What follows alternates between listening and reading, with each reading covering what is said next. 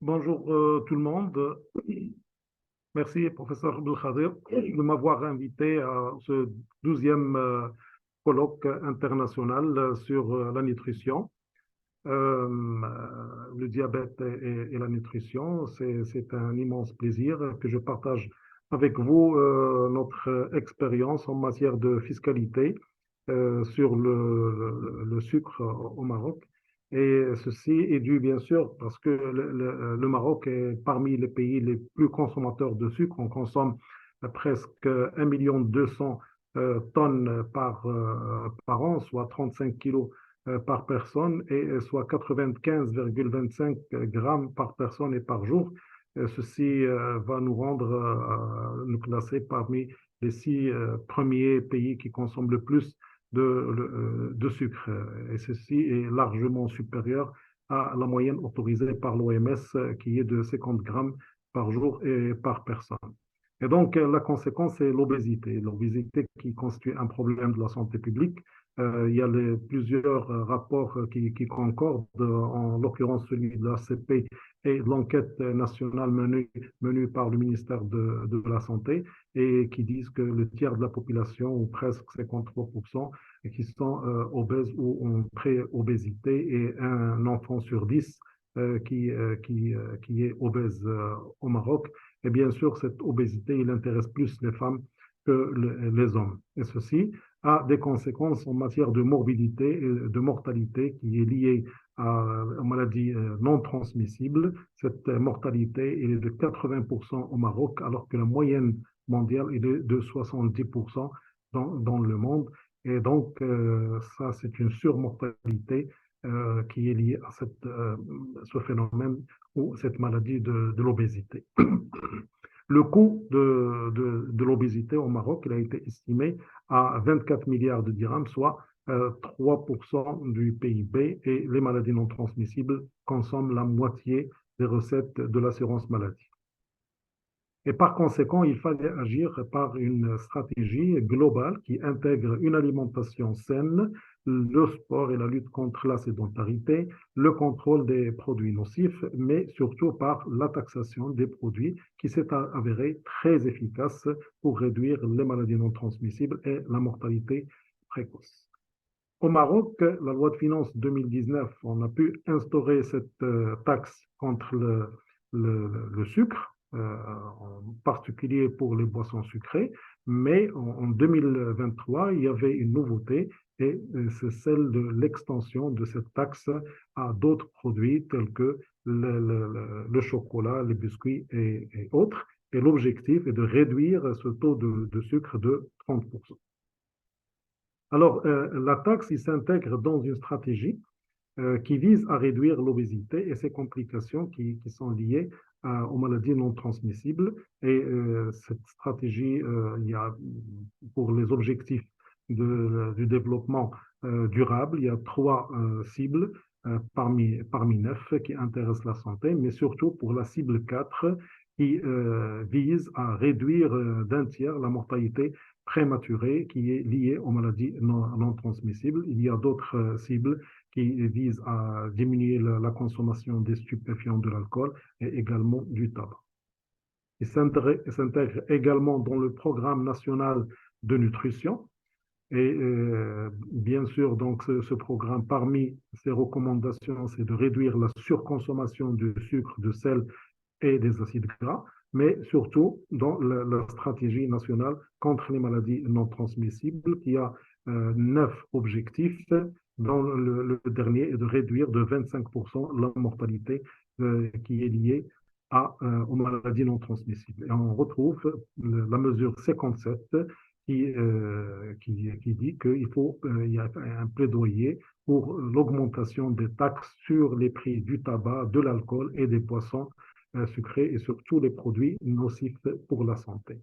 Alors, la chronologie de cette initiative de fiscalité qui concerne le sucre, eh bien, cette taxe sur le taxe d'abord, c'était la taxe soda, qui a débuté en 2017 par une note qui a été soumise au président du gouvernement et au Parlement par une équipe multidisciplinaire constitué par des médecins, des scientifiques, la société civile, et qui avait comme slogan «La santé de nos enfants n'est pas négociable».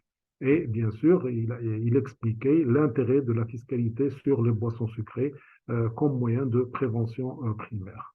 Et ce n'est qu'en 2019 que la loi de finances, il a été instauré cette taxe où il a été augmenté la taxe sur la consommation interne sur les boissons sucrées de 50%, avec les boissons qui ont une concentration entre 5 grammes à 10 grammes pour 100 millilitres, il y avait 35 dirhams le hectolitre. Et pour les boissons sucrées et les jus et les sodas qui ont plus de 10 grammes pour 100 millilitres, il y avait 45 dirhams le hectolitre. En 2020, on a mis en place une taxe qui était progressive. Et donc, cette taxe progressive, il témoigne que l'objectif, ce n'est pas de faire des recettes, mais plutôt c'est d'inciter l'industrie agroalimentaire à diminuer la concentration en sucre. Et en 2023, il y avait l'extension de cette taxe aux biscuits, aux produits laitiers et ses dérivés, ainsi que la confiture, etc. Alors, il y a un projet de loi pour le projet de loi de finances de 2024 et 2025. C'est pour instaurer les normes nationales de concentration de sucre dans ces produits et également d'augmenter le taux de la taxe. Derrière ça, il y a une équipe à qui je dois beaucoup et je les remercie infiniment. Ils sont constitués par c'est Belkhader que je remercie infiniment, c'est Hassan Agnaou et c'est Jafar Heikel qui représentent ainsi qu'il y avait également des femmes. Il y a Madame Mazi, il y a Madame Belkhal, il y a Madame Ben Abed, et puis on a d'autres qui ont participé à ce travail en constituant ce Marocain Obésité Task Force. Et donc, c'est un travail qui a duré des années et qui avait une couverture médiatique très importante, en particulier à partir de 2019. Et bien sûr, il a donné ses fruits. C'est en introduisant le Maroc, il a pu intégrer le club des 50 pays dans le monde qui ont instauré cette taxe sur les boissons sucrées. Et bien sûr, je félicite, et c'est notre fierté, notre professeur Abdul Khader et la Ligue marocaine de lutte contre le diabète pour le prix qui a été reçu lors de l'Assemblée générale, 77e Assemblée générale des Nations unies, pour sa participation à l'adoption d'une taxe sur les boissons sucrées au Maroc. Et c'était un travail colossal et bien sûr qui a abouti et on continue toujours.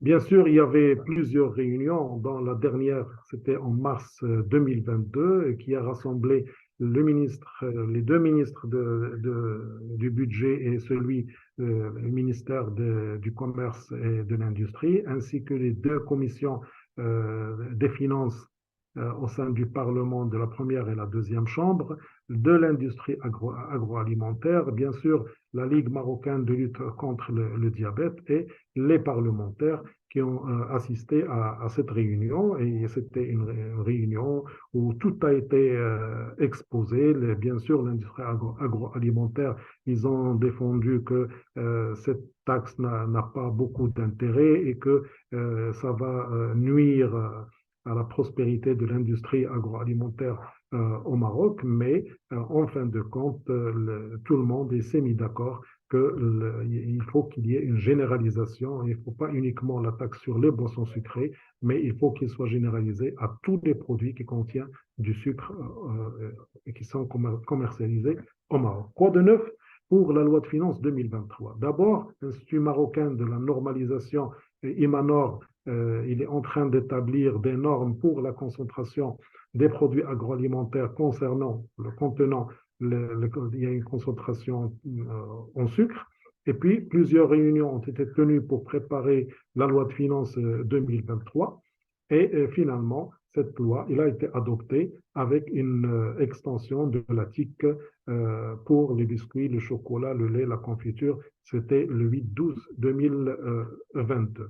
Bien sûr, ceci il a été publié dans le bulletin officiel. Alors, il consiste en quoi?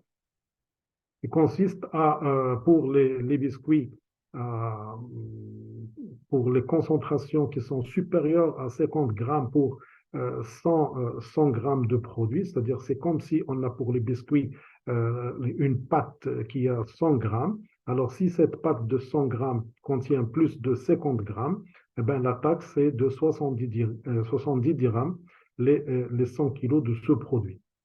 Ça, c'est pour 2023. Pour 2024, on va diminuer cette concentration au lieu de 50 grammes à 40 grammes et on va multiplier par deux la taxe au lieu de 70 à 140.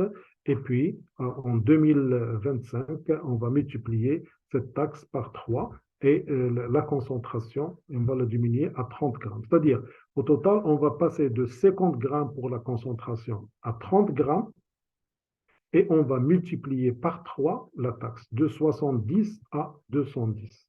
Et la même chose pour le chocolat. En 2023, c'est 200 dirhams les 50 grammes et bien sûr 400 grammes et 600, 400 dirhams et 600 dirhams pour 2024 et 2025. Et la même chose pour tous les autres produits. Bien sûr, la liste n'est pas exhaustive, donc on va voir pour cette année de 2024 et 2025 à enrichir davantage cette liste, en particulier pour les céréales des enfants, c'est-à-dire tout ce qui est complexe, etc. Est-ce qu'il y avait des obstacles pour la mise en œuvre de cette taxe? Oui. À toutes les étapes, ils ont connu des obstacles. D'abord, c'est pour convaincre le public que le sucre il est nocif, parce que autant pour le tabac, tout le monde dit oui que c'est nocif, mais pour le sucre, tout le monde dit que c'est bon. Mais il faut montrer que, comme quoi, le sucre, il est aussi nocif, sinon des fois plus nocif que le tabac. Pour le taxer versus pouvoir d'achat, alors la taxe, il a une connotation négative, mais il faut faire comprendre aux gens qu'on augmente les taxes sur les concentrations et non pas sur le produit. Et bien sûr, plus le produit contient plus de sucre, ça veut dire qu'il est plus nocif. Donc, les gens, ils doivent être responsables sur ce qu'ils consomment. Et donc, s'ils veulent consommer quelque chose qui est nocif, ils n'ont qu'à payer plus. Et cette mesure, elle est efficace dans un certain nombre de pays, en particulier pour les gens dont le pouvoir d'achat il est modeste et surtout pour les jeunes. Et c'est ça l'objectif. Il y avait des obstacles avec l'industrie agroalimentaire parce que toujours il avance des arguments comme quoi ils vont perdre en matière de compétitivité avec les produits des pays étrangers, ils vont licencier les ouvriers, ils vont fermer leurs usines et comme quoi cette taxe il est inefficace, mais ils ne vont jamais fermer d'usine ni licencier quiconque et par conséquent, c'est toujours les mêmes arguments qu'il faut toujours préparer les arguments ou les réponses à ces faux arguments. Il y a un lobby, bien sûr, de l'agroalimentaire qui était un parmi les obstacles, soit au sein de l'administration, ou bien un certain nombre de pseudo-scientifiques qui, de temps en temps, ils publient quelques articles qui n'ont rien de scientifique, et également, ils font du lobbying au niveau du Parlement et également le CGEM au niveau de la deuxième chambre qui joue un rôle pour défendre l'industrie agroalimentaire. Un autre obstacle, c'est qu'on a une publicité qui est quotidienne sur tous les médias, sur les télévisions et sur les autres moyens de communication, versus la sensibilisation contre les effets néfastes du sucre, elle est occasionnelle. Et par conséquent, la publicité, elle l'emporte sur la sensibilisation, et ça, c'est un obstacle. Et puis, il y a certains ministères qui encouragent l'industrie et la concurrence. Est-ce qu'il y a des facteurs de réussite? Oui. D'abord, il y a cette taxe qu'on dit qu'il est comportemental et qui s'intègre dans une stratégie. Ce n'est pas un élément qui est tout seul, mais qui s'intègre dans les deux stratégies, comme on a dit. D'abord, la stratégie nationale contre les maladies non transmissibles, et puis la stratégie ou le programme pour la nationale de la nutrition. Il a des objectifs qui sont précis avec deux cibles. La cible, c'est l'industrie agroalimentaire pour lui faire comprendre que moins il met de sucre, c'est-à-dire les produits ils sont moins concentrés, et moins on a de taxes, et plus il met de sucre, plus il est taxé. Et la deuxième cible, c'est le citoyen qui doit comprendre que normalement, il ne doit pas prendre les produits qui sont trop sucrés et donc nocifs. Et la troisième chose, c'est d'injecter ces recettes qui émanent de cette fiscalité dans l'assurance maladie. Le deuxième élément de réussite, c'est le travail d'équipe. En particulier, cette task force qui est constituée par des médecins, des universitaires, de la société civile et les parlementaires. Ça, c'est le point fort et l'originalité du Maroc, qui est un cas d'école, comme on va le voir. Et c'est le secret de la réussite de cette taxation. Bien sûr, on se base sur des références qui sont scientifiques, qui sont solides, sur des données épidémiologiques récentes, sur des données économiques, c'est le droit comparé avec des autres pays comme le Mexique et autres qui ont réussi cet exploit. Il y a des ministères qui étaient très réceptifs, en particulier le ministère des Finances, le ministère de la Santé, l'administration de la douane. C'était un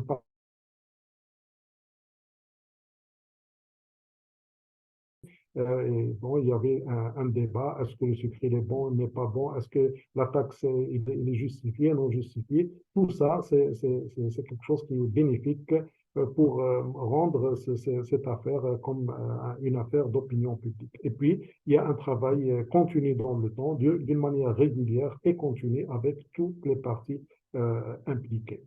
Cette expérience, il a fait l'objet d'un certain nombre d'articles scientifiques dans des revues qui sont indexées et il a été cité dans pas mal de rapports nationaux et internationaux, comme vous le voyez dans les rapports de l'OMS, dans les journaux qui sont médicaux indexés. Il fait l'objet d'une évaluation scientifique dans deux thèses de doctorat sur cette taxe sucre.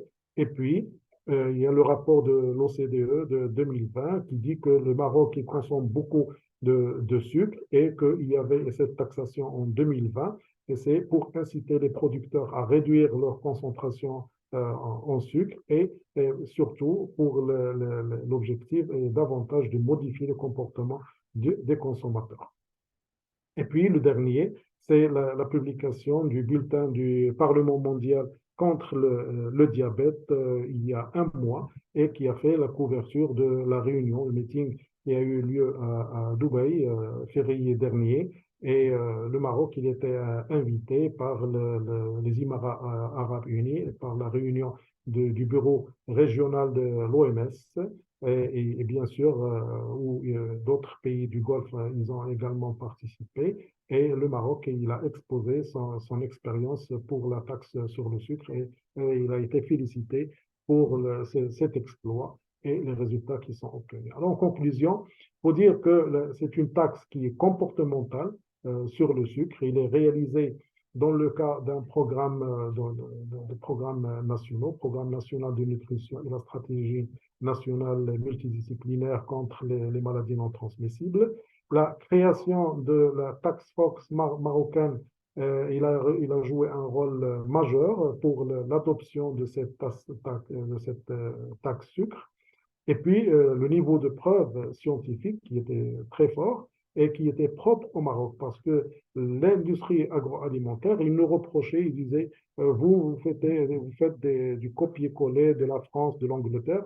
Eh bien non, maintenant on a des données, on a des expériences qui sont faites au Maroc. Par exemple, réduire de 30% la concentration de sucre dans le yaourt marocain sans que les consommateurs ne s'en aperçoivent de s'en apercevoir. Et donc, par conséquent, ça, c'est marocain. Et bien sûr, il y a d'autres travaux. La taxe sur le sucre a eu un double effet comportemental, comme j'ai dit, sur l'industrie agroalimentaire et sur le citoyen. Et il a prouvé son efficacité comme moyen de prévention primaire dans un certain nombre de pays. Et il y a certains résultats au Maroc euh, ils ont réduit la concentration en sucre, l'industrie agroalimentaire, surtout pour les boissons sucrées. Et donc, on attend l'évaluation et le suivi qui sont en cours et le résultat, Inch'Allah, en 2025 pour l'évaluation de la stratégie nationale à mi-chemin et également des objectifs du développement durable et du programme national de nutrition. Donc, également, il faut un travail qui continue, on ne doit pas s'arrêter. Et c'est un travail qui doit faire d'une manière régulière et continue avec toutes les parties concernées. Et bien sûr, il faut échanger les expériences avec les autres pays, les expériences de loi et de bonnes pratiques et des normes. Je vous remercie et je reste à votre disposition s'il y a certaines questions concernant la taxe sucre au Maroc.